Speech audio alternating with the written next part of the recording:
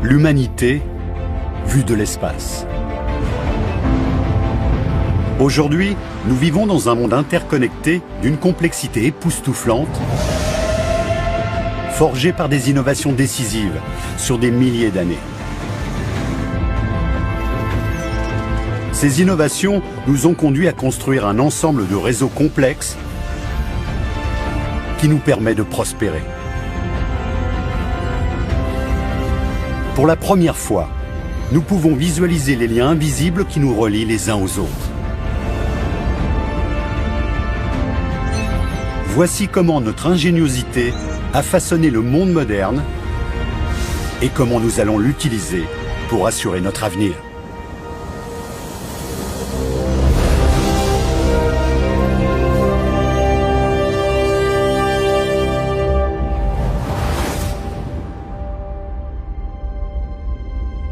Notre voyage commence à une époque où moins de 5 millions de personnes peuplaient la Terre.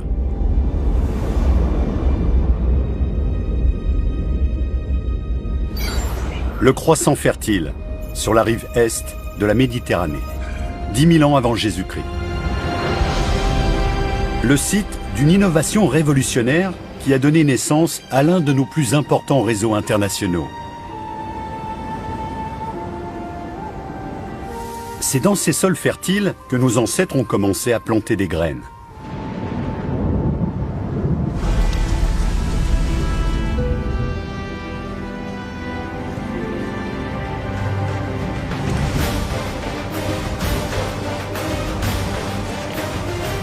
La plantation de graines revêt une importance capitale dans l'histoire de l'humanité parce que c'est une façon totalement différente de se nourrir.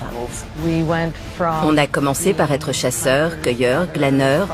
On l'est resté durant la plus grande partie de notre histoire. Et puis on est devenu fermier.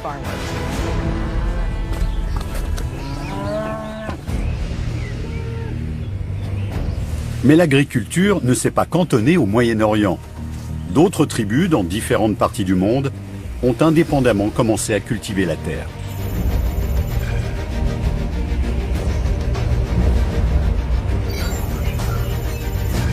Au Mexique, les Olmecs ont planté du maïs il y a environ 9000 ans. Dans les Andes péruviennes, les premières pommes de terre ont été récoltées il y a 8000 ans.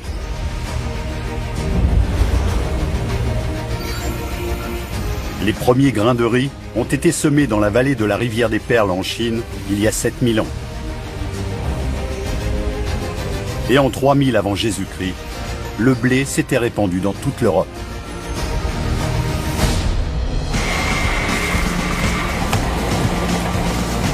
L'agriculture reste l'activité humaine la plus importante de toutes. La possibilité d'observer la Terre depuis l'espace permet de voir notre énorme empreinte sur la planète. Nous utilisons 10% de la surface de la Terre pour nos cultures et plus du double pour l'élevage de notre bétail. La plus grande exploitation bovine du monde est plus vaste qu'Israël. Et les champs de blé représentent à eux seuls la superficie du Groenland. Pour nous nourrir, nous exploitons près de 50% de la surface de notre planète, un chiffre qui grossit chaque jour.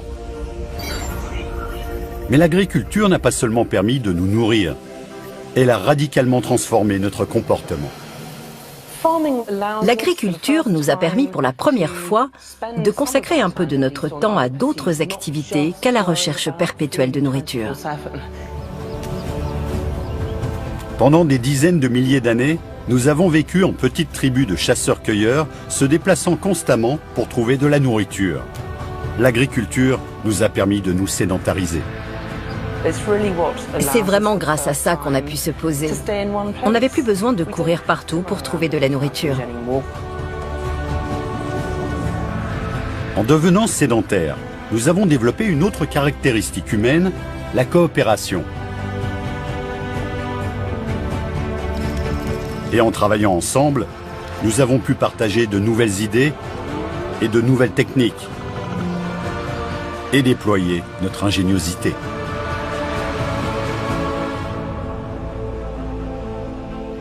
Ils ont pu se spécialiser et jouer un nouveau rôle dans la société. Ils sont devenus charpentiers, tisserands ou forgerons. C'est à travers ce processus, basé sur l'agriculture, qu'on a pu fonder des civilisations complexes et compétentes. Avec nos nouveaux savoir-faire, nous avons créé les toutes premières civilisations, dont on peut encore voir les vestiges aujourd'hui dans des régions où nous avons appris pour la première fois à cultiver la terre.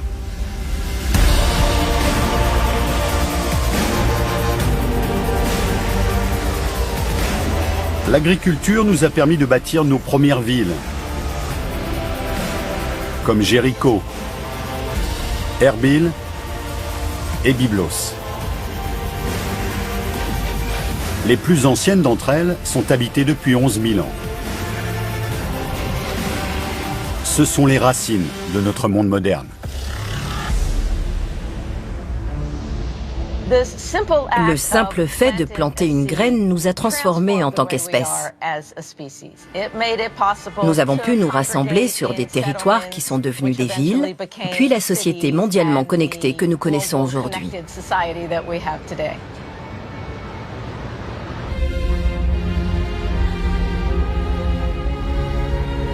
Depuis l'espace, on peut voir à quel point nos villes modernes sont devenues immenses.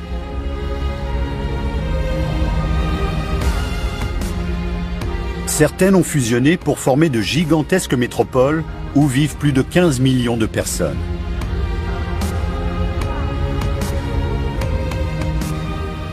On peut voir les grandes métropoles depuis les Appalaches, en passant par la côte est des États-Unis, jusqu'aux montagnes et aux glaciers du Canada, et tout ça en une seule vue.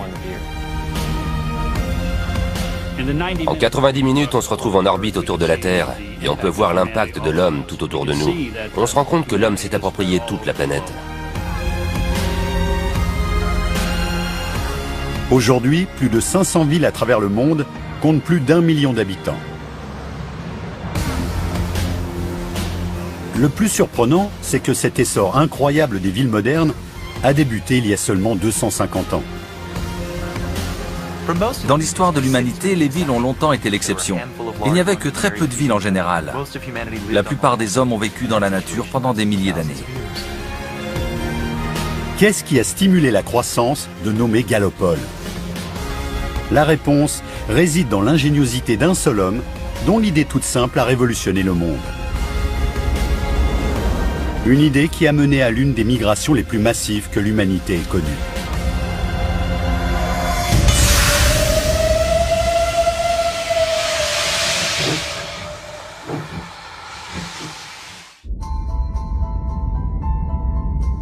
Notre monde interconnecté a mis des milliers d'années à se construire. Aujourd'hui, les satellites révèlent l'ensemble des réseaux qui nous relient à travers le monde. Et notamment les villes. Les populations des premières villes sont restées sédentaires pendant des milliers d'années. Mais il y a 250 ans, un homme a eu une idée qui a révolutionné notre monde.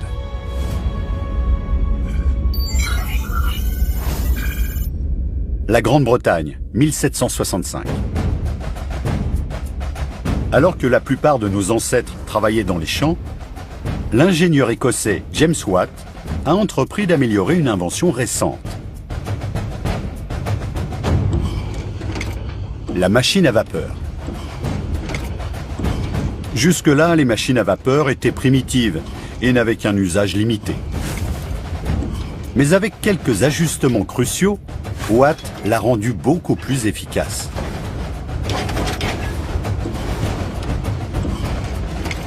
Il a libéré le potentiel incroyable de la vapeur.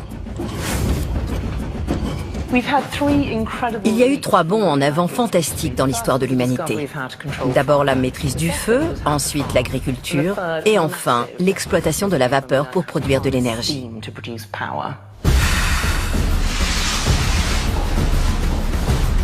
Les ingénieurs ont accueilli à bras ouverts la machine de Watt, déclenchant une nouvelle vague d'innovations humaines presque du jour au lendemain.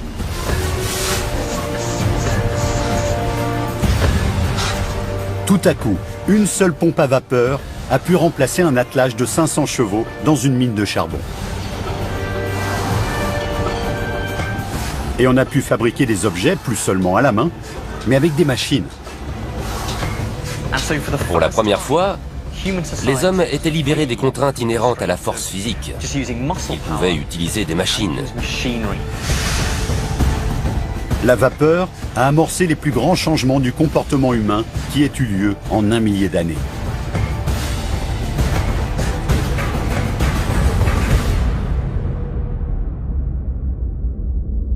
La ville la plus touchée a été Manchester, en Angleterre.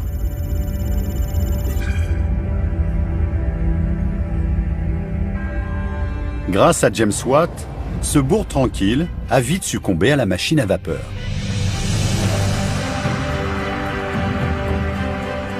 Des dizaines de milliers de personnes ont quitté la campagne pour trouver du travail dans ces nouvelles usines.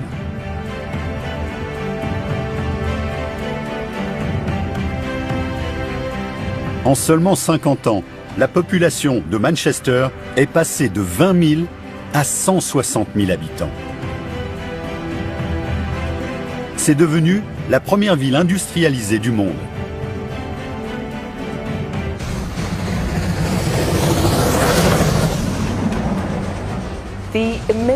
C'était quelque chose d'incroyable. Les villes pouvaient grandir autant qu'elles le voulaient, puisque le chemin de fer leur apportait tout ce dont elles avaient besoin. De la nourriture, du charbon, des gens. Elles ont poussé comme des champignons. Ces innovations ont elles-mêmes transformé le comportement humain et l'histoire de l'humanité.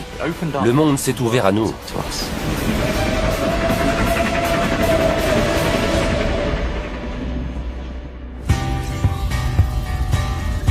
La révolution industrielle a plus que jamais rassemblé les hommes. Pour la première fois dans l'histoire de l'humanité, la population des villes a explosé partout dans le monde pour atteindre des millions d'habitants en quelques décennies. Un autre gigantesque bond en avant dans la construction du monde moderne.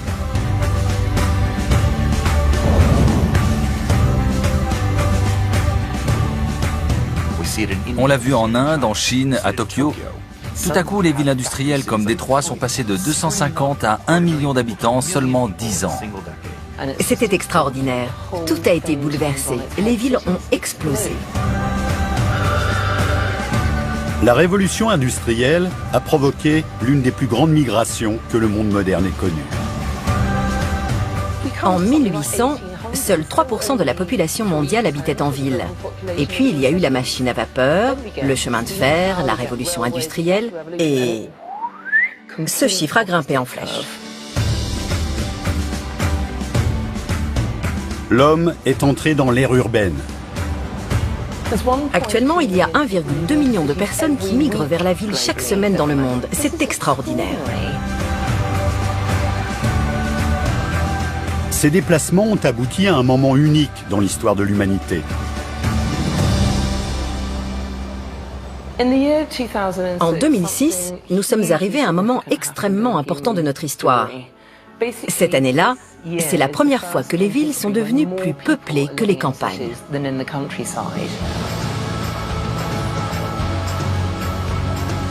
Avec la révolution industrielle, nous sommes devenus une société profondément urbaine. Mais pour que le monde moderne continue de fonctionner, il nous fallait un nouvel éclair de génie. Quelque chose qui va conduire à la création du plus grand réseau d'ingénierie de la planète. Un réseau auquel nous sommes presque tous raccordés.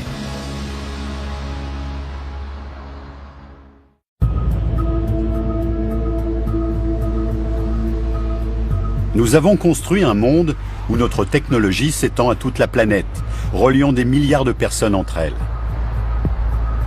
Depuis l'espace, nous pouvons voir les conséquences de notre ingéniosité. 28 octobre 2011. Base de l'armée de l'air de Vandenberg, Californie. 3, 2, main engine start, 1, 0, and liftoff of the Delta II with the NPP satellite. La NASA a lancé le satellite Suomi. Il a été conçu pour étudier la météo du monde entier. Mais avec un œil électronique, 100 fois plus sensible que les satellites précédents, il peut aussi révéler l'interconnectivité de notre planète électrifiée.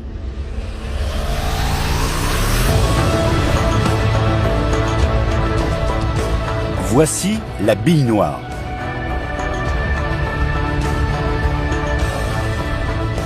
Un assemblage de milliers d'images d'une Terre sans nuages collectées par Suomi sur 312 orbites.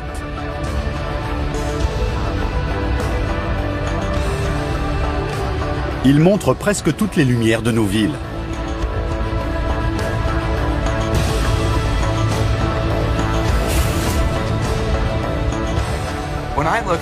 À chaque fois que je regarde les images de la bille noire prises par la NASA, je suis stupéfait.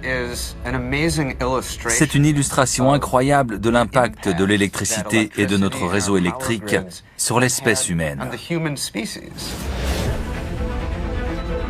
Ici, le Nil brille tel un ruban de lumière qui se déploie jusqu'à la ville du Caire.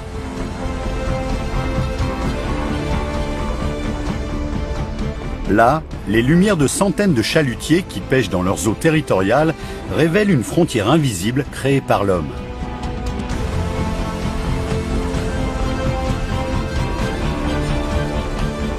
Et alors que la Corée du Sud flamboie, la Corée du Nord reste presque entièrement dans l'obscurité.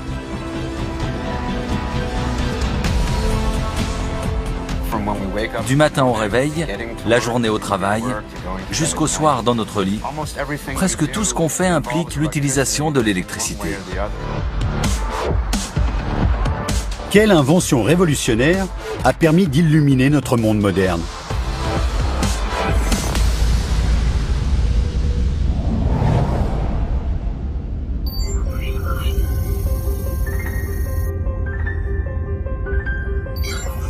« 31 décembre 1879, Menlo Park, New Jersey.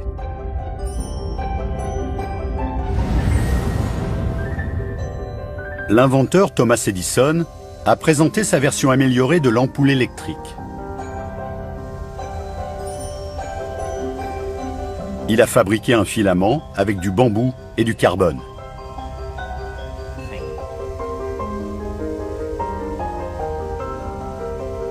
Son ampoule brille plus et dure plus longtemps que n'importe quelle autre ampoule avant elle. Elle éclaire plus de 1000 heures. Mais une ampoule ne sert à rien sans source d'énergie. Il fallait faire venir l'électricité depuis la centrale électrique jusqu'où on en avait besoin, dans les maisons et les usines. Et pour ça, il fallait un autre type d'invention.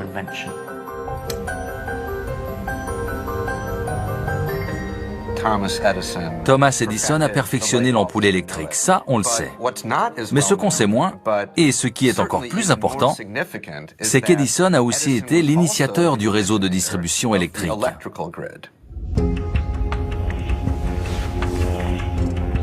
Edison a construit un petit réseau de câbles électriques pour acheminer l'électricité jusqu'à une centaine de ces nouvelles ampoules dans le sud de Manhattan.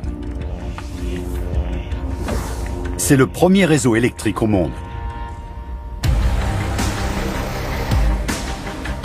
Grâce à cette brillante idée, les réseaux électriques vont se généraliser de façon phénoménale en seulement un siècle.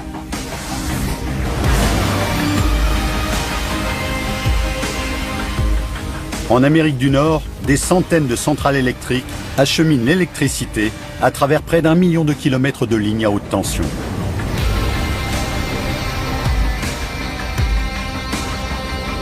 Ces lignes à haute tension raccordent des milliers de villes et plus de 300 millions de personnes au réseau électrique nord-américain.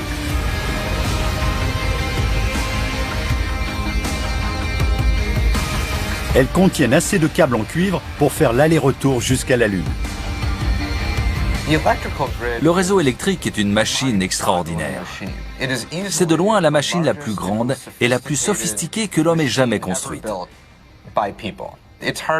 C'est même difficile de savoir à quel point elle est énorme.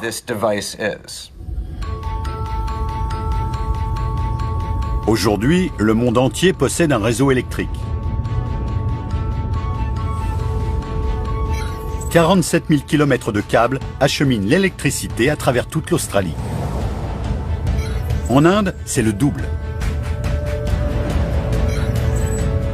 Le réseau de la Russie possède 117 000 km de câbles. En Europe, 300 000 km de câbles relient 23 pays différents.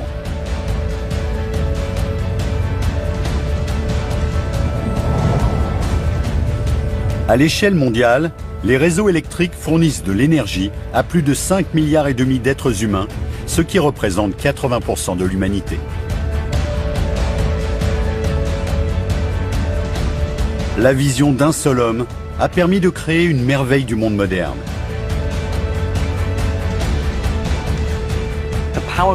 Le réseau électrique est l'une des technologies les plus complexes que l'humanité ait jamais créées et étendue au monde entier. L'électricité est la sève du monde moderne. Et le réseau, ce sont ses veines.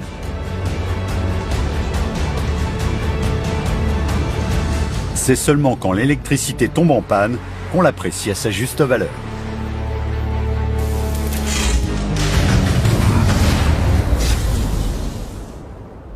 Tout à coup, la vie s'arrête.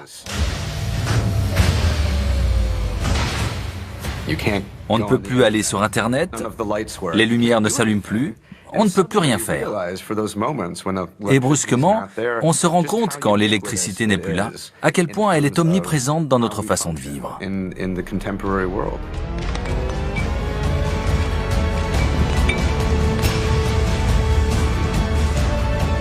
Pour faire fonctionner ce monde moderne, nous dépendons de deux substances que nous allons chercher au bout du monde.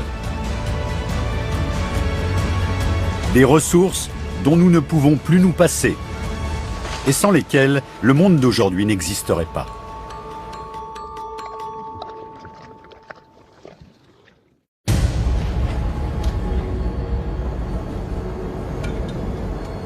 Cordero Rojo, dans le bassin de la rivière Powder, dans le Wyoming, est l'une des plus grandes mines d'Amérique. C'est un vaste trou dans le sol qui s'étend sur près de 2 km. Ici, certains des engins les plus grands jamais construits déplacent des milliers de tonnes de terre chaque jour à la recherche de charbon. Je pense que beaucoup de gens seraient surpris d'apprendre que la majeure partie de l'électricité produite à travers le monde vient du charbon.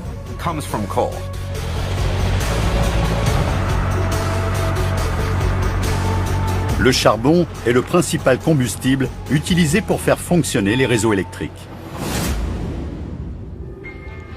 Ces images en accéléré, prises depuis l'espace, montrent l'étendue de l'exploration du charbon dans le Wyoming au cours des 20 dernières années. En partant de rien, ils ont creusé un trou de la taille de Vancouver.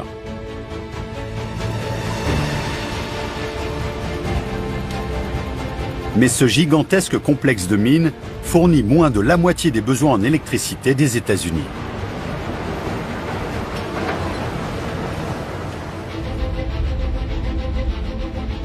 Notre dépendance au charbon nous a conduit à créer un réseau mondial d'offres et de demandes.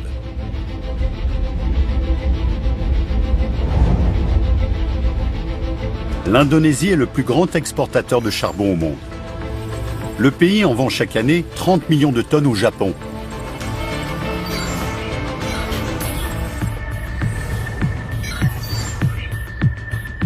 Le charbon d'Australie a alimenté le boom industriel de la Chine.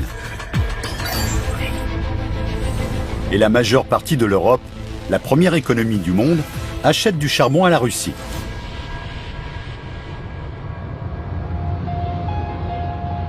Quand il s'agit de produire de l'électricité, le charbon est roi. Mais il ne suffit pas pour répondre à notre demande en électricité. Dans le monde, nous utilisons assez d'électricité chaque jour pour alimenter un foyer américain moyen pendant plus de 5 millions d'années. Pour répondre à la demande, nous avons construit un vaste réseau de centrales électriques. Plus de 2300 centrales au charbon génèrent 41% de notre électricité. 439 centrales nucléaires en fournissent 10%.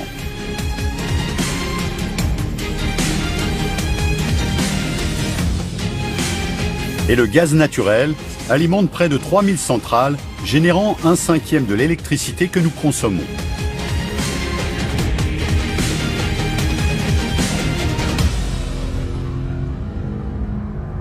Mais toutes ces ressources naturelles sont loin de rivaliser avec une autre ressource, le pétrole.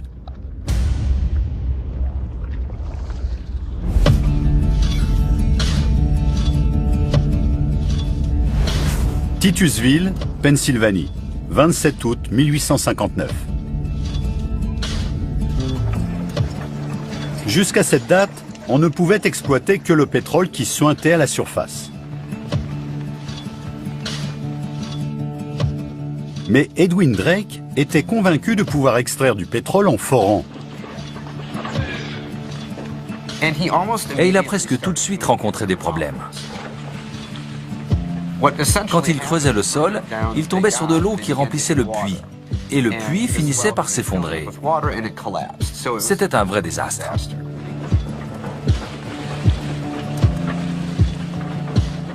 Les gens ont commencé à l'appeler Drake le fou parce qu'ils pensaient vraiment qu'il était fou. Personne n'avait jamais réussi à faire ce qu'il faisait. Drake n'a pas abandonné. Il a utilisé des tuyaux en fer pour consolider les parois de son puits. Et devinez quoi? Ça a marché. Il a réussi à forer jusqu'à 20 mètres de profondeur et à extraire du pétrole de son puits. Là, les gens ont arrêté de croire qu'il était fou.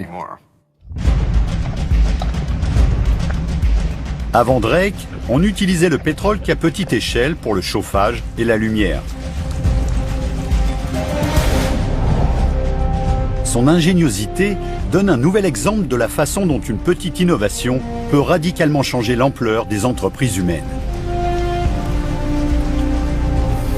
Le forage a permis d'extraire et d'exploiter le pétrole comme jamais. Le moment où Drake a réussi à forer le sol et où le pétrole a jailli a été un tournant fondamental dans l'histoire de l'humanité. Aujourd'hui, notre quête de pétrole nous emmène aux quatre coins du monde.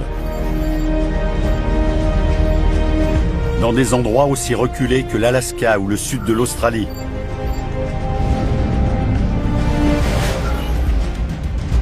Des déserts de glace en Sibérie, au désert de sable en Arabie Saoudite. À l'échelle mondiale, nos 3500 plateformes pétrolières extraient près de 4 millions de barils de pétrole toutes les heures, ce qui fait 67 000 barils à la minute. En seulement 150 ans, nous avons extrait près de 1000 milliards de barils de pétrole de la Terre. Sans le pétrole, nous serions cloués sur place. C'est ce qui permet aux avions, aux voitures et aux bateaux de continuellement sillonner le globe. Mais le pétrole fait tellement plus que nous permettre de nous déplacer. Grâce à notre ingéniosité, nous avons trouvé d'autres moyens de l'utiliser. Des moyens que même Edwin Drake n'aurait jamais pu imaginer. Presque tous les produits qu'on utilise chaque jour sont liés d'une façon ou d'une autre au pétrole.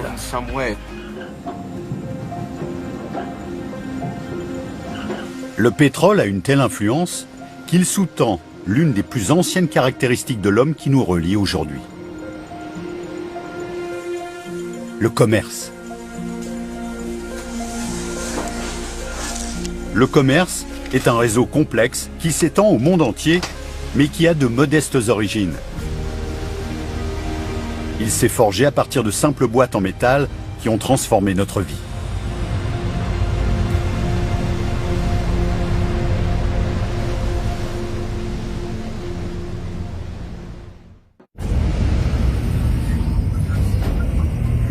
Notre monde repose sur de vastes réseaux mondiaux.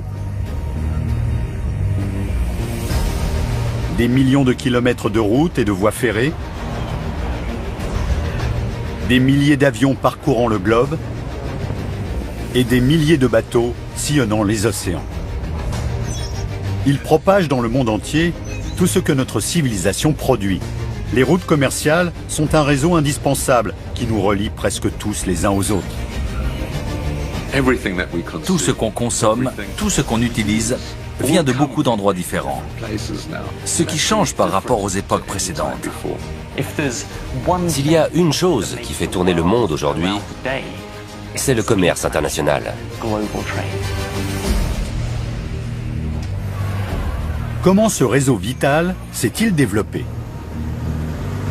Les origines du commerce remontent à plus d'1 millier d'années, dans le centre de la Chine.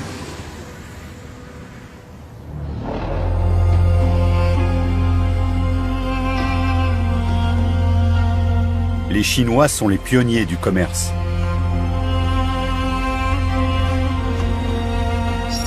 Pendant des centaines d'années, la dynastie Han a créé tout un réseau de chemins de près de 10 000 km de long.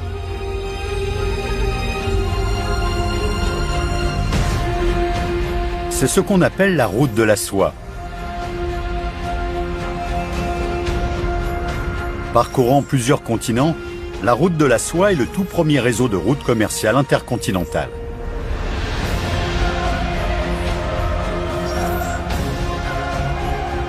Elles apportaient des marchandises que beaucoup n'avaient jamais vues avant.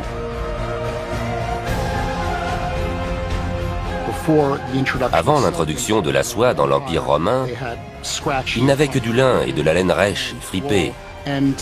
Pour eux, la soie, ça a été une révélation. Ils en étaient dingues.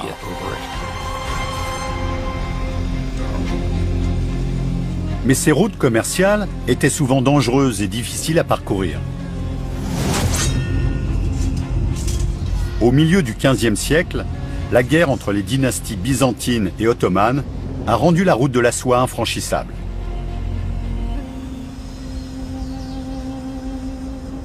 Mais le commerce entre l'Orient et l'Occident était trop lucratif pour être abandonné. Il fallait une route alternative vers l'Extrême-Orient.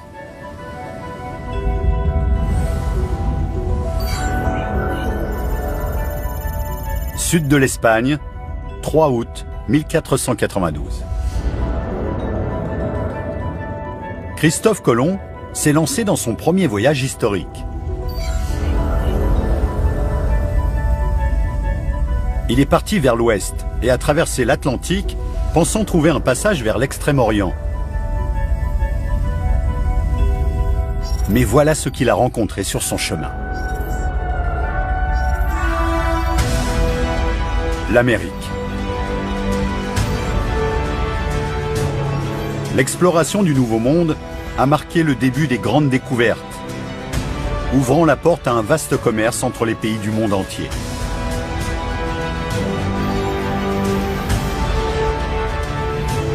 Les flottes de bateaux qui ont sillonné le globe pendant les 150 années suivantes ont tracé la voie vers de nouvelles terres dans l'hémisphère nord et dans l'hémisphère sud.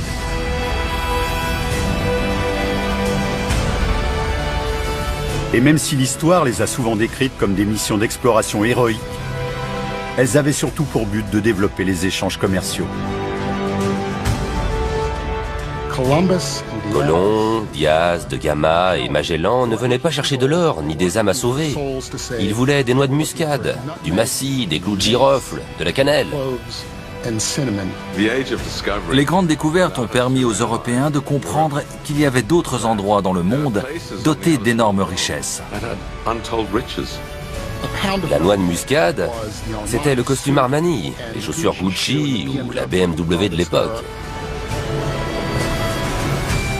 Nos villes ont commencé à récolter les fruits de ces voyages. Londres, Paris et Rome ont commencé à vendre du thé, des épices et du sucre.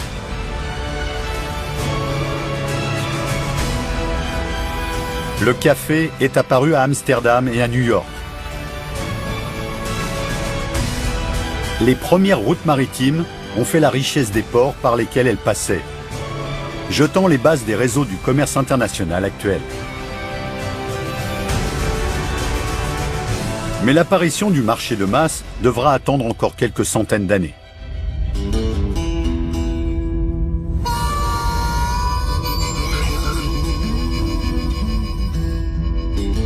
Le port Newark Elizabeth, New Jersey, 26 avril 1956.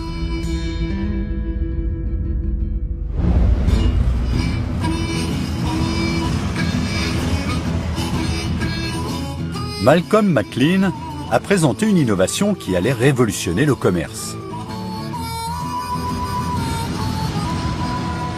Avant McLean, le chargement et le déchargement des marchandises étaient lents et coûtaient très cher. Les marchandises étaient déplacées à l'aide d'une grue et des centaines d'hommes entassaient les caisses une par une dans chaque recoin disponible. La brillante idée de McLean était de standardiser le processus en utilisant des conteneurs maritimes.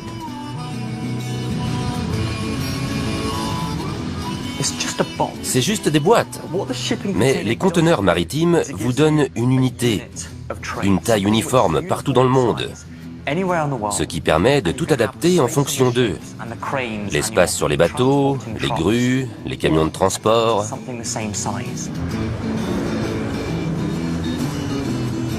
La taille unique des conteneurs réduit considérablement les coûts de chargement qui passent de 6 $ à 16 centimes la tonne.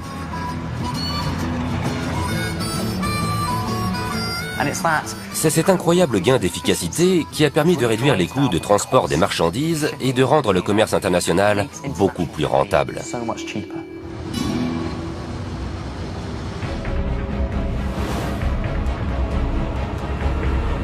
Aujourd'hui, c'est un commerce qui représente 4 000 milliards de dollars et qui compte des milliers de bateaux transportant plus de 120 millions de conteneurs chaque année.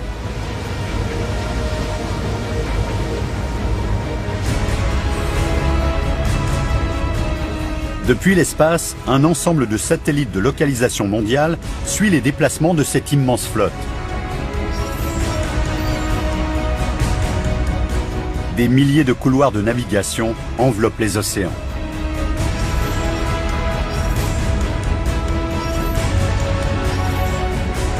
Un réseau mondial de bateaux de marchandises qui relie les 4500 ports à conteneurs.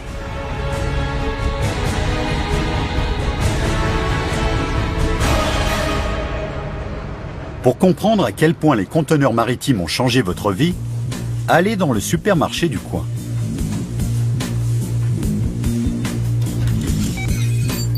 Vous y trouverez des oranges et des bananes provenant des États-Unis et de l'Équateur, du poisson provenant de Chine, du bœuf provenant d'Argentine ou des amandes provenant du Maroc. Une telle diversité de produits serait inimaginable sans les transports maritimes.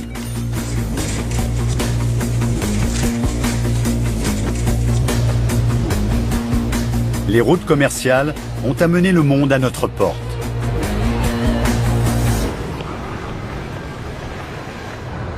Mais il n'y a pas que les marchandises qui sont constamment en mouvement. Grâce à notre ingéniosité, nous avons produit des inventions qui transportent chaque jour des milliards de personnes et qui ont créé le réseau le plus vaste du monde.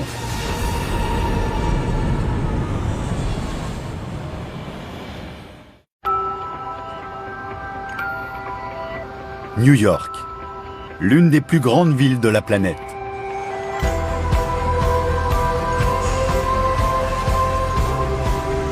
Aujourd'hui, on peut y entendre plus de 800 langues différentes à tout moment. Construite par des générations de migrants, la Grosse Pomme est, linguistiquement, la ville la plus diversifiée de la planète. Chaque année, nous sommes plus de 200 millions à travers le monde à partir de nous installer à l'étranger. Mais le nombre de personnes qui voyagent chaque jour est encore plus grand.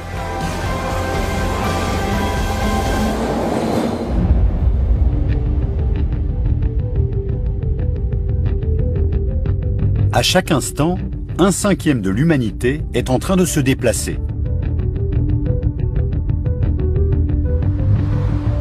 Se frayant un chemin à travers un réseau complexe de routes et de voies ferrées. De voies navigables et de voies aériennes. Les transports nous ont ouvert le monde et nous ont permis d'aller pratiquement où on veut, quand on veut. Mais il y a à peine un siècle, toute cette infrastructure n'existait pas. Nos ancêtres ont mis des milliers d'années à quitter l'Afrique. Ensuite, il a fallu attendre encore des milliers d'années pour pouvoir naviguer autour du globe. Aujourd'hui, on le fait tout le temps, tous les jours.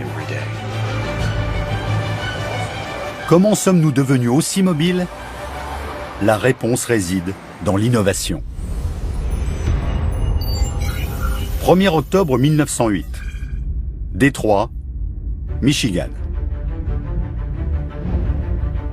L'industriel Henry Ford a mis au point la ligne d'assemblage pour pouvoir produire sa voiture en série, la Ford T. Il a ainsi pu réduire ses coûts de production et rendre sa voiture accessible à l'Américain moyen. En 20 ans, il a construit 15 millions d'automobiles, ce qui a amorcé un changement radical dans le comportement humain. La voiture, c'est vraiment une technologie qui nous a rapprochés et qui nous a fait entrer dans la civilisation moderne. Elle a réalisé un rêve qu'on avait depuis des siècles, voyager d'un point à un autre de façon autonome. La production de voitures en masse a conduit au développement d'un nouveau réseau, les routes. La première autoroute d'Amérique s'étendait sur près de 1000 km du Potomac jusqu'à la rivière Ohio. 100 ans plus tard, l'Amérique du Nord avait construit le plus grand réseau autoroutier du monde, s'étendant sur plus de 7 millions de kilomètres.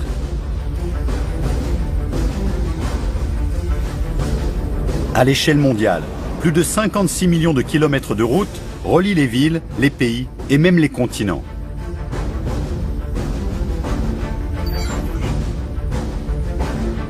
Aujourd'hui, on peut conduire près de 18 000 km non-stop depuis John O'Groats en Écosse jusqu'au Cap en Afrique du Sud.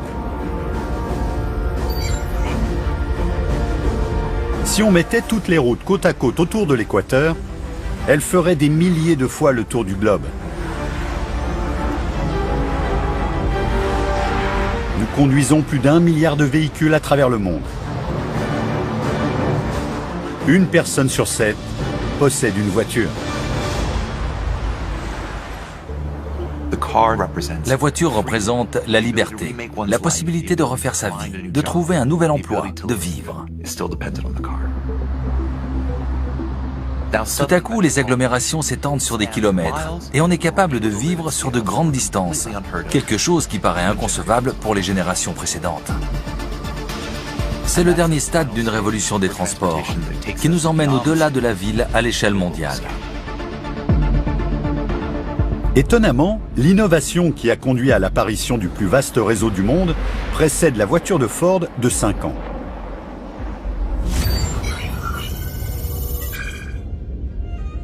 Kitty Hawk, Caroline du Nord, 17 décembre 1903. C'est sur cette plage morne et venteuse que les frères Wright ont testé un engin appelé le Flyer. Le vol a duré 12 secondes et l'avion a parcouru 37 mètres. Cet événement apparemment insignifiant a initié une révolution. L'ère du vol à moteur. Il a inauguré un nouveau réseau mondial que nous prenons aujourd'hui pour acquis. Grâce à ce premier vol, le monde s'est rétréci. Nous avons aujourd'hui des réseaux internationaux qui nous permettent d'aller au bout du monde en un seul jour.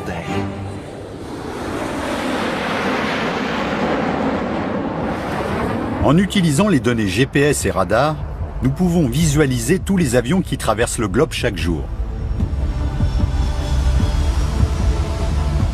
Il y a à tout moment environ un demi-million de personnes dans les airs. Chaque année, près de 40 millions de vols transportent 3 milliards de personnes vers des destinations lointaines. Pour accueillir tous ces avions, il existe un réseau de plus de 40 000 aéroports. L'aéroport international Hartsfield-Jackson d'Atlanta est l'aéroport le plus fréquenté au monde. Il accueille 95 millions de passagers par an qu'il envoie vers 225 destinations différentes.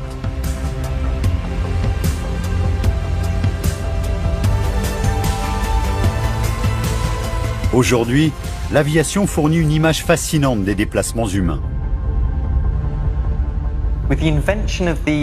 L'invention de l'avion et des vols internationaux n'a pas seulement rétréci le monde, ça a relié toute l'humanité, ça a relié toute la planète en une seule ville interconnectée.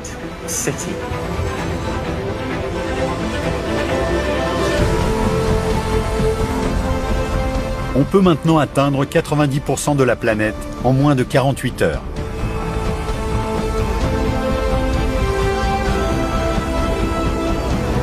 Nous sommes plus connectés qu'à n'importe quelle période de l'histoire de l'humanité.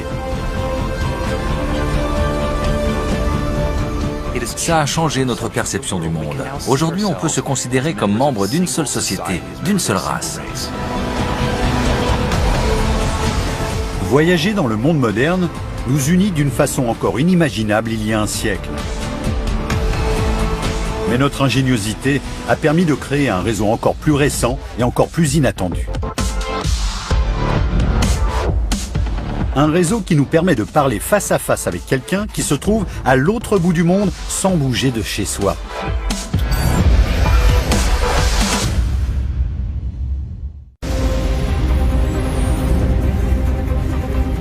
Aujourd'hui, nous sommes des milliards à posséder des ordinateurs miniatures. Il y a 50 ans, une calculatrice avec la même puissance de traitement aurait rempli votre salon. Maintenant, avec les avancées de la technologie, ces ordinateurs ont rétréci jusqu'à tenir dans la main. Les smartphones ont complètement changé la façon dont fonctionne notre société, avec des conséquences incroyables. En appuyant sur un bouton, nous pouvons partager notre vie avec n'importe qui, presque n'importe où dans le monde.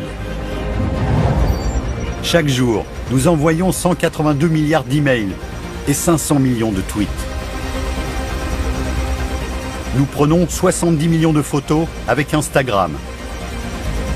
Et on like plus de 3 millions de messages sur Facebook. Nous pouvons diffuser une pensée ou une idée en un instant. Un simple message peut se propager instantanément et être lu par des milliards de personnes. Alors qu'il y a à peine 500 ans, 99% de nos ancêtres n'avaient pas accès à un seul livre.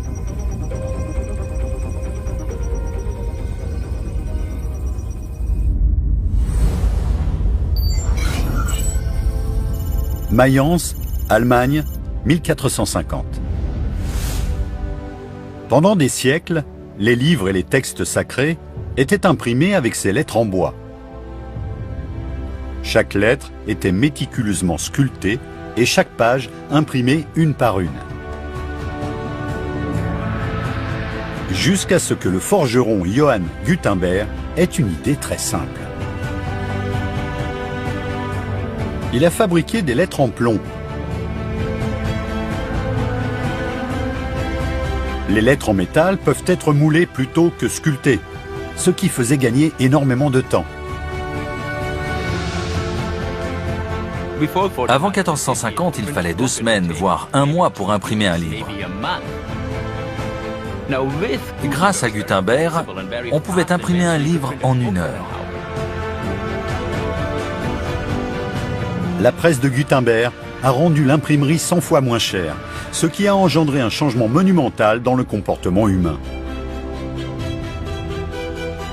Quand les livres sont devenus plus accessibles, les gens ont eu envie d'apprendre à lire et à écrire.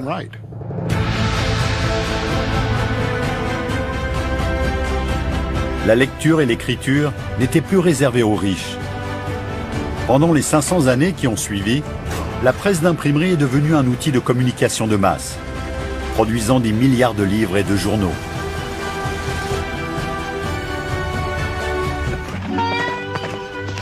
Les livres et les journaux sont restés le moyen de communication le plus rapide pendant plus de 200 ans. Mais ils ne pouvaient pas aller plus vite que leurs transporteurs. Aux États-Unis, il mettait plus d'une semaine à aller de la côte Est à la côte Ouest.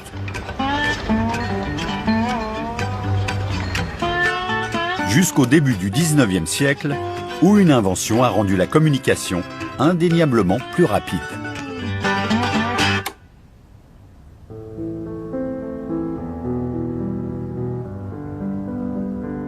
Le télégraphe électrique. Avec la maîtrise de l'électricité, on a pu envoyer des messages non pas à la vitesse d'un cheval, mais presque à la vitesse de la lumière. Le télégraphe a permis de réduire le temps de transmission de ville en ville de plusieurs jours ou plusieurs semaines à quelques secondes. Mais le véritable défi du télégraphe, ce n'était pas de connecter un pays, mais plusieurs continents.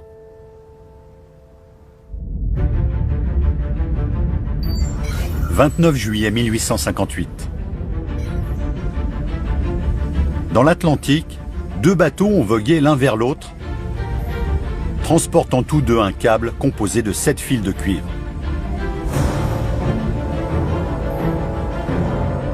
Une fois à la même hauteur, ils ont doucement et prudemment relié les câbles entre eux, créant la première ligne télégraphique transatlantique.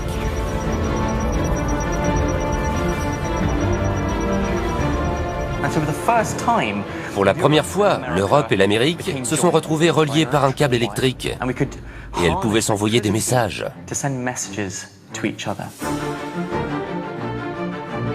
Le 16 août 1858, la reine Victoria a envoyé un télégramme au président Buchanan. En tout, le message de 99 mots a mis 17h40 à être transmis, ce qui paraît extrêmement lent aujourd'hui.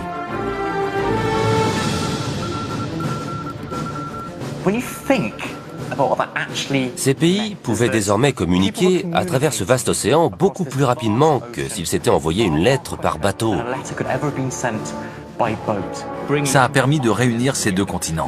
C'était une prouesse phénoménale pour l'époque.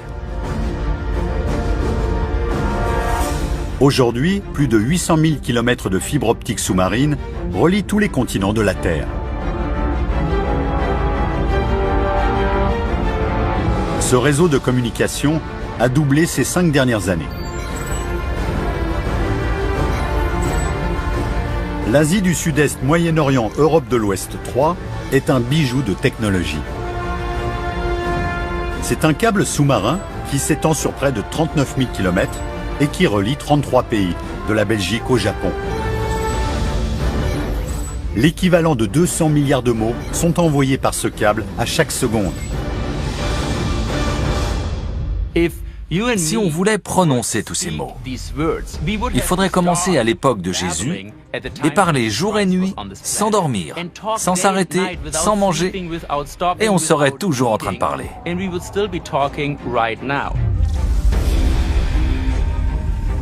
Cet incroyable réseau n'est pas confiné au fond de l'océan.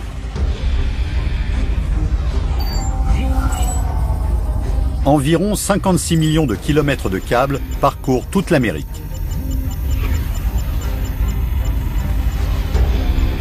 Ensemble, ces câbles ont créé le réseau de communication ultime qui définit notre façon d'interagir et de communiquer aujourd'hui, Internet.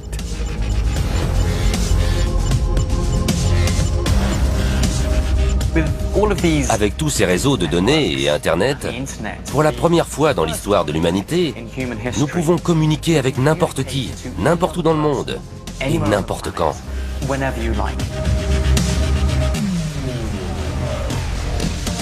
Les danseurs de hip-hop de Shanghai apprennent et échangent des idées avec les danseurs de hip-hop de Harlem et de Soweto. Aujourd'hui, on peut se retrouver dans les montagnes rocheuses ou dans les plaines du Tibet et avoir accès à 100 fois plus d'informations que la personne la mieux informée il y a 20 ans. Avec Internet, nous sommes à l'apogée de notre société interconnectée. Il façonne presque tous les aspects de notre vie quotidienne. Nous pouvons faire tout cela instantanément de n'importe quel endroit du monde.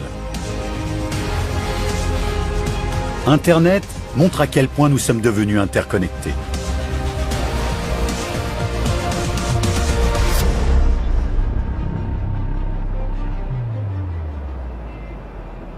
Nous avons fait du chemin depuis 12 000 ans. Guidés par des innovations révolutionnaires, nous avons construit un réseau mondial d'une complexité extraordinaire.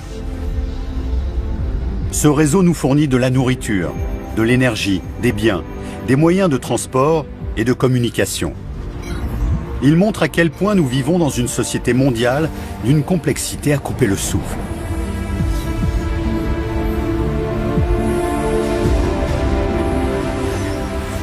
Mais cette richesse de données permet bien plus. Elle peut nous servir à voir l'avenir, en révélant les défis considérables auxquels nous serons confrontés pour nourrir et alimenter en énergie notre population qui se développe à toute vitesse. Elle peut aussi servir à créer des innovations audacieuses qui assureront notre avenir sur Terre.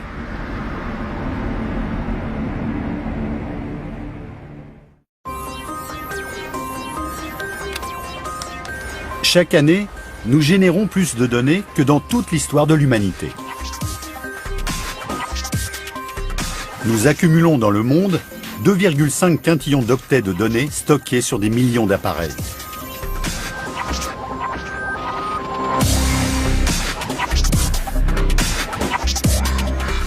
Si vous vouliez stocker toutes ces données sur des CD-ROM, ça donnerait 7 ou 8 piles de CD qui iraient jusqu'à la Lune.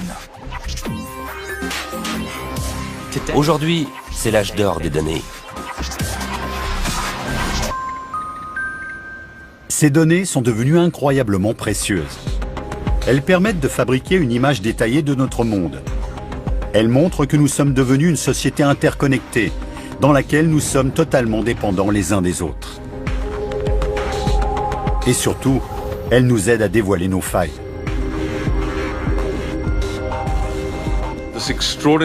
Cette extraordinaire intensité et richesse de données nous permettent pour la première fois de mieux appréhender l'avenir et de pouvoir anticiper les conséquences de nos actions.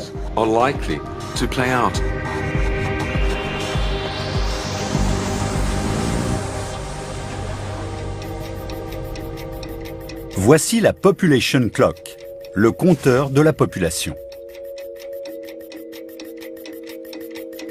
Chaque clic indique une nouvelle naissance.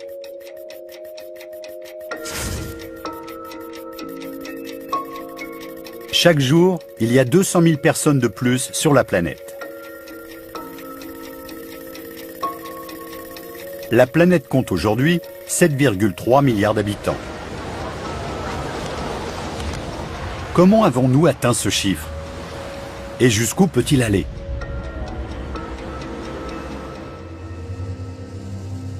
Au début, la population augmentait lentement. Il a fallu presque 11 500 ans pour atteindre 1 milliard d'habitants. Mais seulement 130 ans pour atteindre le double.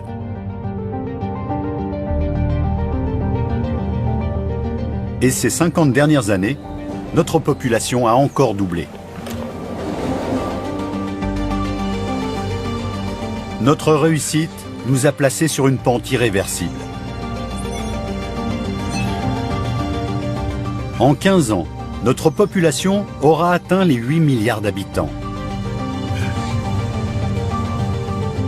Et en 2050, on prévoit de passer à plus de 9 milliards.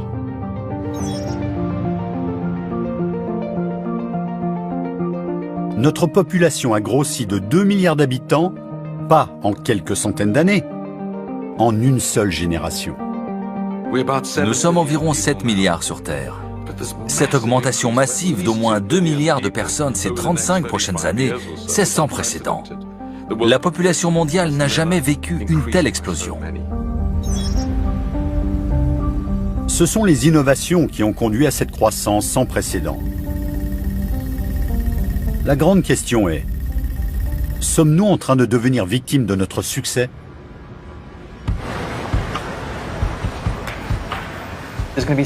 Nous aurons de gros défis à relever dans un avenir proche. Comment va-t-on nourrir toute cette population sans ravager la planète et l'environnement naturel dans lequel on vit? Ces défis tournent autour de la nourriture. La nourriture, c'est la vie. Sans cela, on meurt. Je ne peux pas faire plus simple. La nourriture, c'est la vie. De l'eau.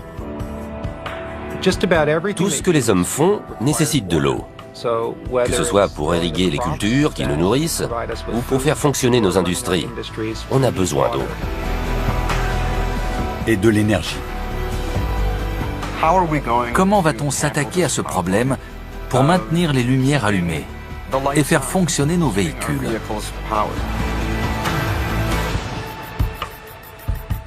Le compteur tourne.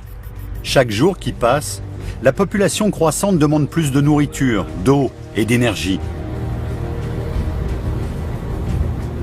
Comment répondre à ces demandes sans surexploiter la Terre ni favoriser le changement climatique?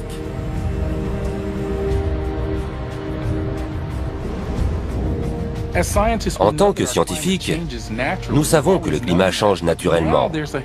Mais aujourd'hui, la contribution de l'homme couplée à ce changement naturel, c'est comme une loupe qui amplifie le bouleversement climatique. On ne pourra pas vivre comme ça éternellement. Il va falloir trouver des solutions alternatives. Le problème est déjà là. Alors si on ne fait rien et qu'on rajoute 2 milliards de personnes dans les 35 années à venir, le problème va prendre une toute autre ampleur. Nous devons inventer une solution. Une solution qui assure notre avenir sur cette planète. Et toutes les informations que nous avons collectées sur nous-mêmes peuvent nous aider.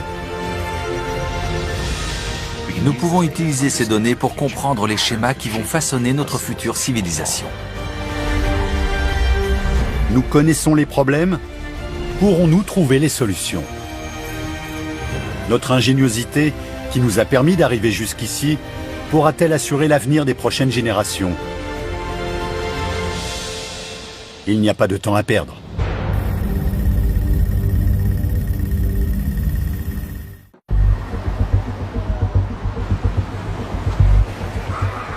L'ingéniosité de l'homme a permis à la population de croître comme jamais. Mais d'ici 2050, nous serons 2 milliards de plus et notre mode de vie risque de poser un sérieux problème. L'un de nos plus gros soucis sera la nourriture. Comment nourrir 9 milliards de personnes?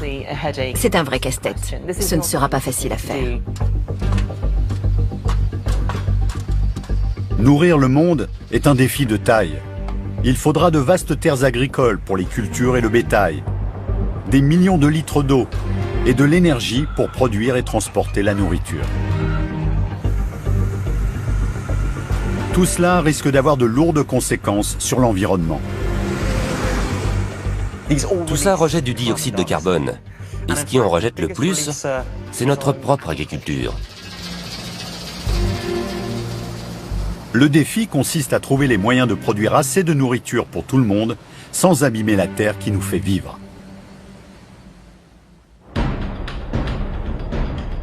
Imaginez, vous avez un magnifique jardin qui contient toute la nourriture dont vous avez besoin pour une année.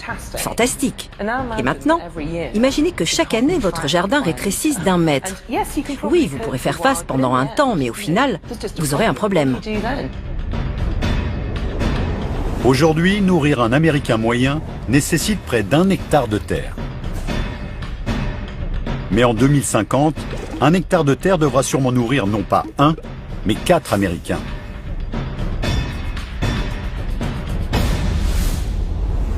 À ce stade, nous avons pratiquement exploité toutes les terres arables de la planète.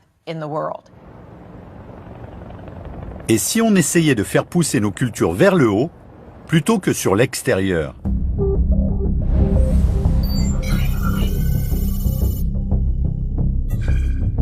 Chicago, sur les rives des Grands Lacs.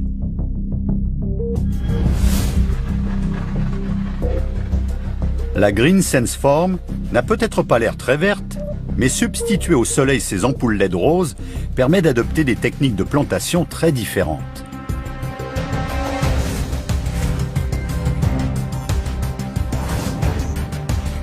Il s'agit ici d'une ferme verticale, ce qui permet de réduire la quantité de terre utilisée de 90% et d'avoir non pas une, mais 26 récoltes par an.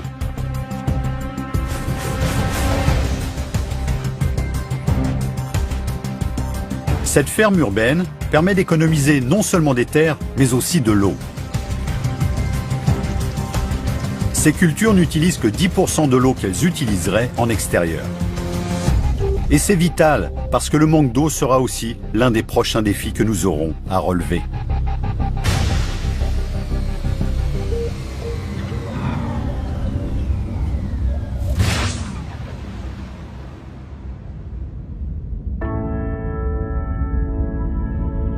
Depuis l'espace, on voit tout de suite que la Terre est composée majoritairement d'eau.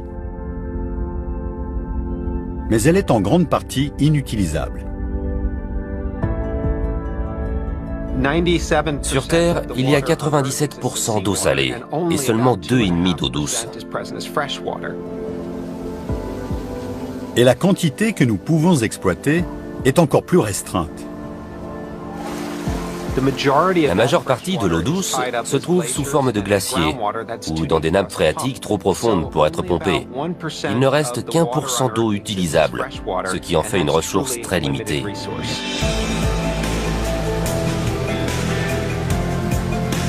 Et on utilise les 2/3 de ce 1% pour produire notre nourriture. Quand on voit comment sont produits nos aliments, on comprend vite pourquoi.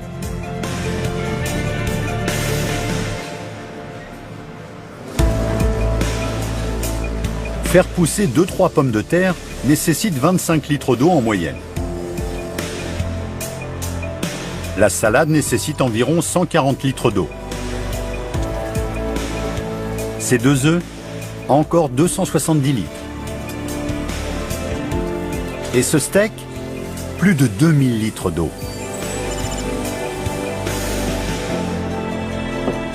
Et ce verre de lait, 200 litres d'eau.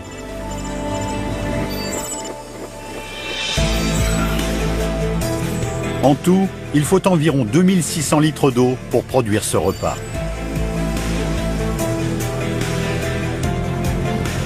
Et on en mange des millions toutes les heures. La plupart des aliments qu'on mange a poussé dans un champ irrigué. Alors ces légumes, cette viande et ce verre de lait ont nécessité de grosses quantités d'eau pour être produits. Voilà pourquoi l'eau est en train de devenir l'une de nos denrées les plus précieuses. Quand on observe la Terre depuis l'espace, on peut voir les conséquences de notre soif d'eau. Je n'oublierai jamais le jour où j'ai voulu prendre la mer d'Aral en photo. J'ai dû changer plusieurs fois d'orbite avant de la trouver parce que ce n'est plus une mer.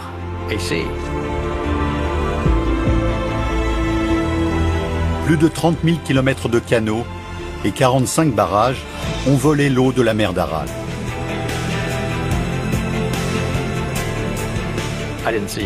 Il n'y avait plus d'eau, juste les vestiges d'un littoral. Je ne voyais plus que de la poussière marron-grise. Et ce n'est pas la seule étendue d'eau qui a disparu. Le fleuve Jaune en Chine. Après avoir servi à irriguer les champs, seuls 10% de son eau atteignent la mer. L'Indus au Pakistan. Il ne reste plus que 10% d'eau dans la rivière. Et aux États-Unis, seuls 10% des eaux du Colorado atteignent le Mexique. Cultiver la terre en préservant le sol et l'eau est primordial. Des fermes, comme la Green Sense Farm, ont de l'avenir devant elles. Et d'autres innovations offrent des solutions prometteuses.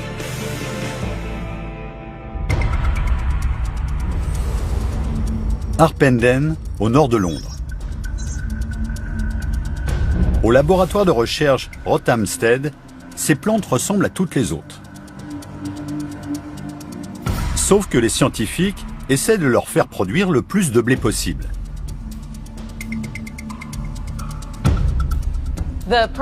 Pour accroître les récoltes, on a d'abord essayé d'augmenter les rendements, c'est-à-dire d'augmenter la quantité de nourriture produite sur la même surface.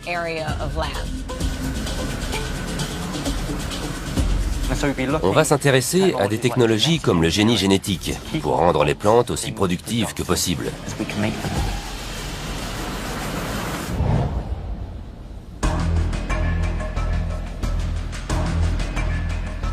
Ces plantes sont mieux cultivées. En modifiant leur patrimoine génétique, elles produiront beaucoup plus de blé. Augmenter le rendement sans utiliser plus de terre implique d'avoir recours à l'irrigation, aux engrais et aux pesticides. Actuellement, en Angleterre, on cultive environ 8 tonnes de blé sur un demi-hectare de terre. Ces plantes sont conçues pour produire jusqu'à 20 tonnes de blé. La biotechnologie peut aussi aider les plantes à être plus résistantes aux insectes, à la sécheresse ou aux inondations. Cela ouvre de nouvelles possibilités quant à l'endroit où on pourra les faire pousser. L'objectif, par exemple, c'est de pouvoir cultiver du blé résistant à la sécheresse en Afrique subsaharienne ou du riz résistant aux inondations en Asie. Bientôt, on pourra voir du riz résistant à la sécheresse et aux inondations poussé en Inde ou au Pakistan. Du maïs résistant à la sécheresse dans l'ouest du Kansas. Du maïs planté dans des zones désertiques de l'Ouganda. Et du blé planté dans des zones semi-arides d'Afrique, d'Australie et d'Amérique du Sud. Les nouvelles méthodes agricoles sont la clé pour nourrir les futures populations. Et elles pourront peut-être un jour freiner le changement climatique.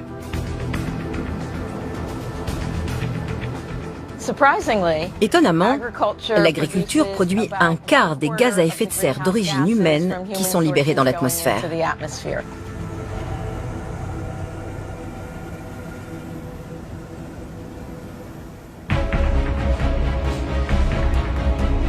Il n'y a pas de remède miracle pour pérenniser l'agriculture. Modifier notre façon de cultiver, l'endroit où on cultive et ce qu'on cultive sont déjà de bonnes pistes. Mais aurons-nous assez d'énergie pour cuire nos aliments ?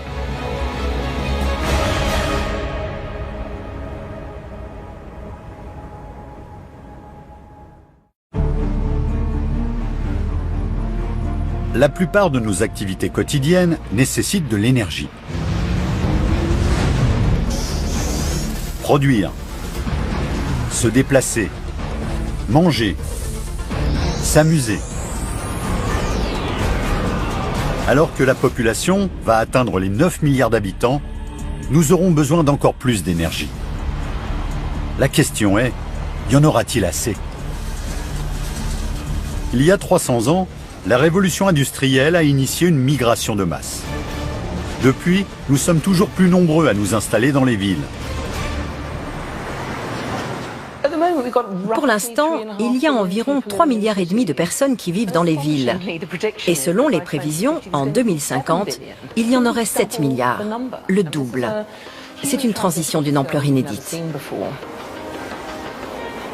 Ce qui est incroyable, c'est que nous allons construire plus de villes dans les 40 prochaines années que dans toute notre histoire. Cette croissance urbaine massive aura sûrement un énorme impact sur nos vies.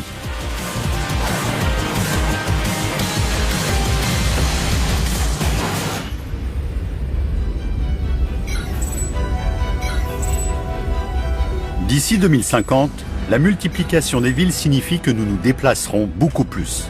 Des déplacements qui augmenteront de 600%. Le nombre de passagers aériens passera de 3 milliards aujourd'hui à 16 milliards en 2050, ce qui reviendra à 44 millions de passagers par jour. Et le nombre de voitures sur la route passera à 2 milliards. Aujourd'hui, la Chine possède 250 millions de voitures et elle en rajoute 20 millions chaque année. Les classes moyennes en veulent une pour la liberté qu'elle procure. À Pékin, les routes sont déjà bondées, avec plus de 2 millions de véhicules. Un chiffre qui augmente de 1500 par jour.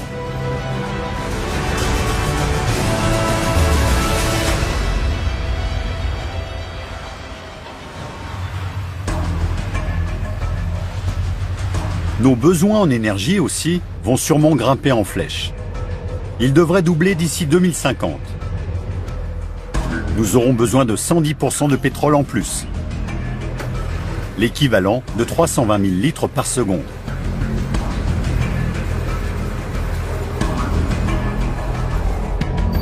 Et nous construirons plus d'1 millier de nouvelles centrales à charbon de par le monde pour répondre à la demande en électricité.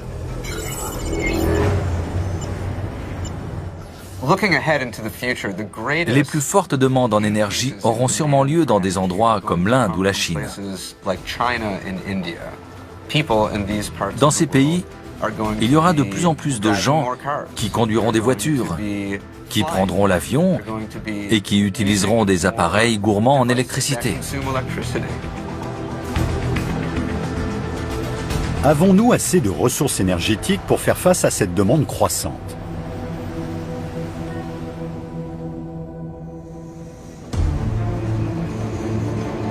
Au rythme auquel nous consommons le pétrole, nous aurons épuisé nos réserves d'ici environ 50 ans. Le charbon pourrait être notre bouée de sauvetage au siècle prochain. Nous en aurions sûrement assez. Mais si nous utilisons ce qui reste de ces ressources, nous risquons d'aggraver notre situation. Il reste beaucoup de charbon dans le sous-sol. Mais si on brûle ce charbon pour générer l'énergie dont on a besoin, on risque d'accélérer le changement climatique. Ce n'est pas une bonne solution. Si on utilise des combustibles fossiles, on pourrait ajouter 300 milliards de tonnes de dioxyde de carbone dans l'atmosphère d'ici 2050, ce qui multipliera les effets du changement climatique.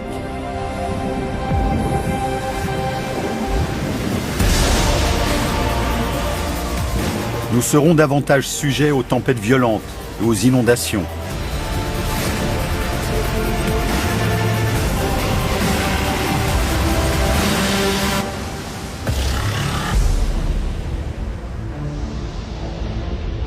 Prenez l'Asie du Sud-Est. Ces 35 prochaines années, la population dans les villes côtières va sûrement grimper en flèche.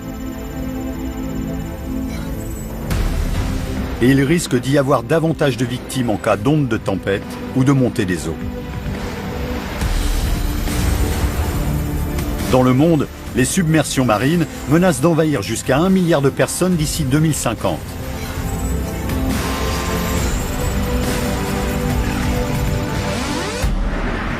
Nous devons réfléchir à de nouvelles solutions pour régler le problème de l'énergie. L'être humain possède une incroyable capacité d'innovation.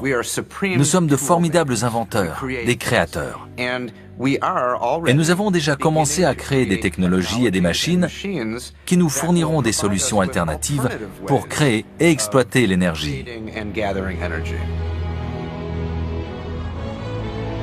La centrale électrique Ivanpah, située dans le désert californien, est la plus grande centrale solaire au monde.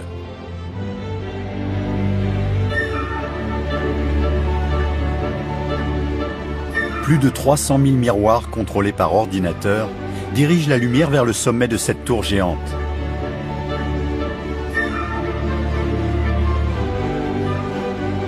La tour transforme l'eau en vapeur brûlante qui actionne les turbines générant de l'électricité.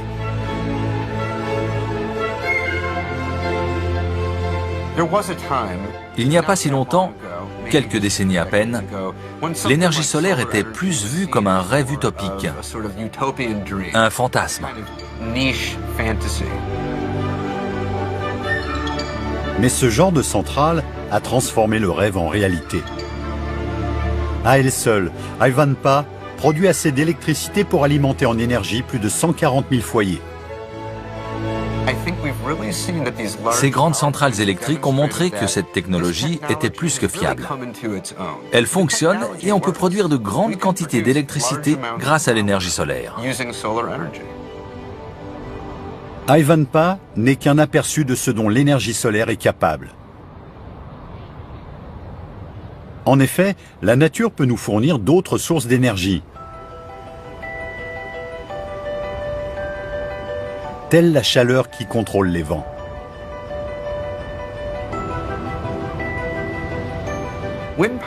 L'énergie éolienne est sûrement l'énergie renouvelable la plus réussie de toutes. Elle est présente dans le monde entier. Aujourd'hui, il y a des pays qui tirent une part importante de leur énergie grâce à l'énergie éolienne.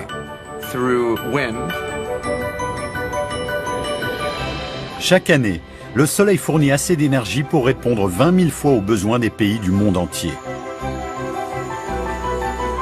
Si nous nous tournons vers le soleil pour nous fournir en énergie, notre avenir sera-t-il radieux ?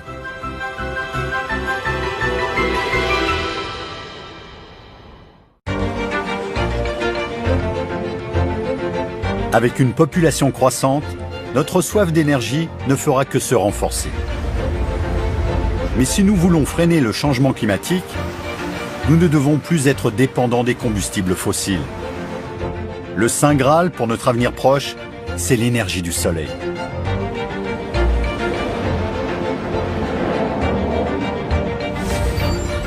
Ces 5 dernières années, l'utilisation de l'énergie solaire a augmenté de presque 100%.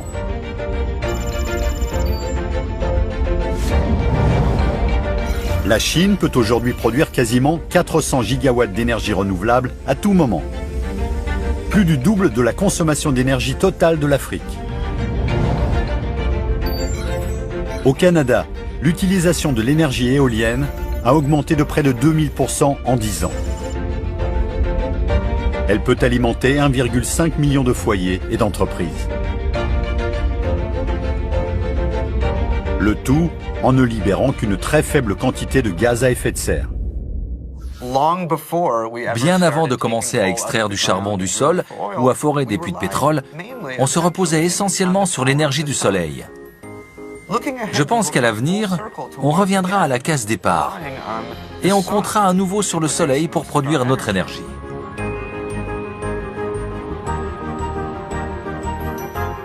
Les réserves de charbon et de pétrole ne sont pas illimitées, alors que le soleil, lui, brillera encore pendant des milliards d'années. Le vent soufflera toujours et l'eau coulera toujours. Nous tourner vers le soleil permettrait de nous sevrer des combustibles fossiles.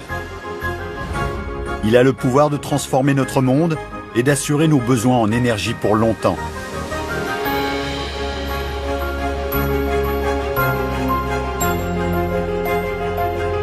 Alors, avons-nous un avenir radieux devant nous ?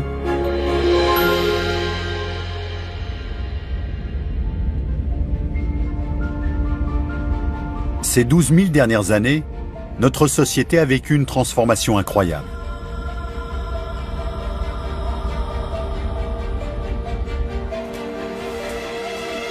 De nomades disséminés sur le territoire à la construction du monde moderne.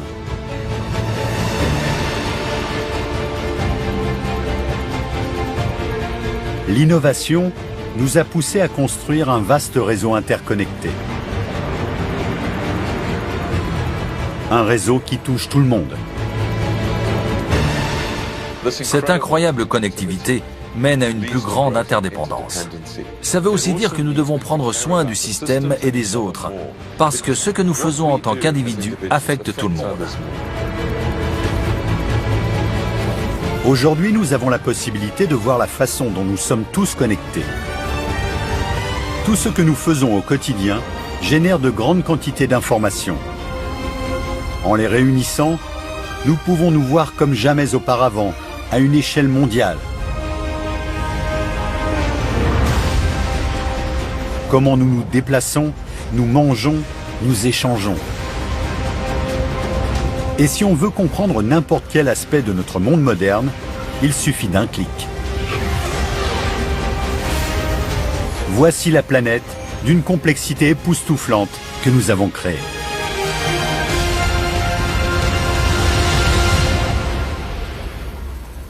Pour la première fois de l'histoire, toutes ces données nous permettent de nous voir en intégralité. Mais le succès de notre monde moderne est en jeu. Notre ingéniosité a un prix. Nous avons créé un monde qui doit subvenir aux besoins de 7 milliards de personnes. Et en une seule génération, nous allons passer à 9 milliards d'habitants, ce qui nous propulsera dans un avenir incertain.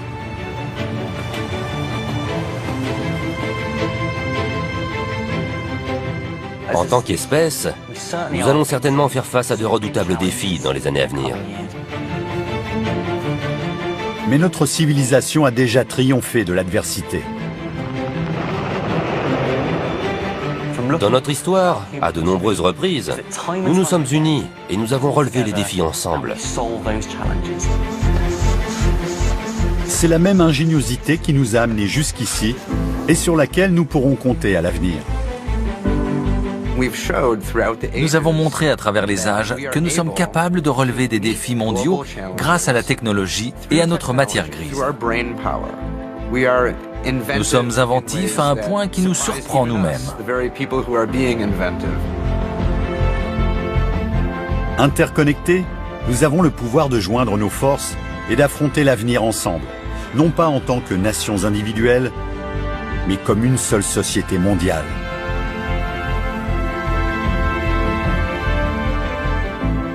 Nous n'avons jamais eu autant de connaissances qu'aujourd'hui. Nous sommes dotés d'une ingéniosité incroyable.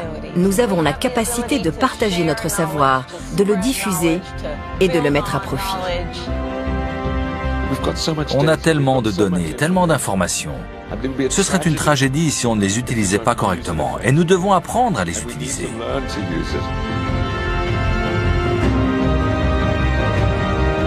En apprenant de toutes ces données, nous pouvons façonner notre avenir.